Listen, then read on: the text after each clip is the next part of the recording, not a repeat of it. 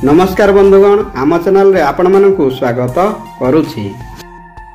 एही 6टी पाप कले मिले नरक जंत्रणा।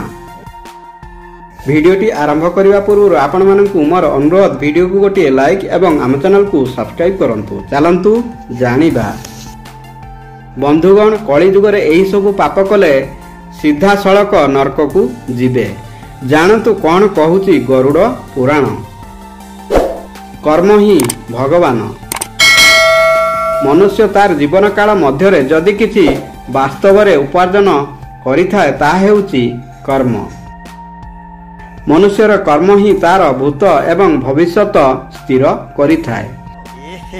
रहा नहीं जाता, तड़प ही ऐसी है ना। नहीं, हिंदू धर्मर विभिन्न पुराण एवं धर्म ग्रंथ आदि रे मनुष्यर कर्म आदि विषय नहीं आलोचना करा जायछि। एपरिक श्रीमद् भागवत गीता रे कृष्ण स्वयं जीवन बुझाई कर्म को प्राधान्य देइछंती। जत कर्म तत् फल, अर्थात मनुष्यर कर्म ही तार वर्तमान, भविष्यत एवं मृत्यु परर अवस्था को निर्धारित करिथाए। तेणुकरी सदा सर्वदा भल कर्म करिबा प्रति ध्यान देबा उचित, जेपरिकी आपण भगवान मन लगी मनीषटीए होई पारिबे। हिंदू धर्मर ग्रंथ गरुड़ पुराण रे मनीषर भल कर्म एवं खराब कर्म विषय रे वर्णना करा जायछि।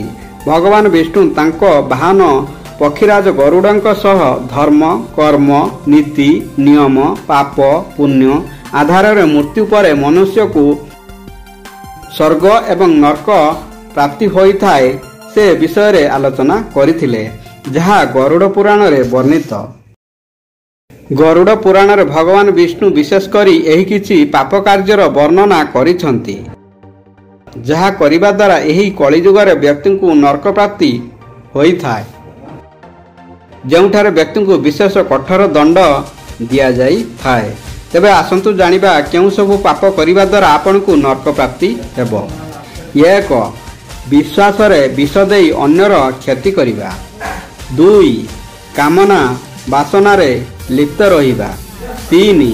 ବ୍ରାହ୍ମଣର ହତ୍ୟା କରିବା। 4. ଗର୍ଭବତୀ ମହିଳାଙ୍କ ସହ ଦୁଷ୍କର୍ମ କରିବା ବା ହତ୍ୟା କରିବା। 5. ଦେଶଦ୍ରୋହ ପରି କାର୍ଯ୍ୟ କରିବା। 6. ଭଗବାନଙ୍କ ଆଶ୍ରମ ଛାଡ଼ି ପଇସା ପଛରେ ଧାଇଁବା। बंधुगण, वीडियोटी भल लगे वीडियो को गोटे लाइक एवं आम चैनल को सब्सक्राइब करने को भूलिबेनी। धन्यवाद। जय श्री कृष्ण।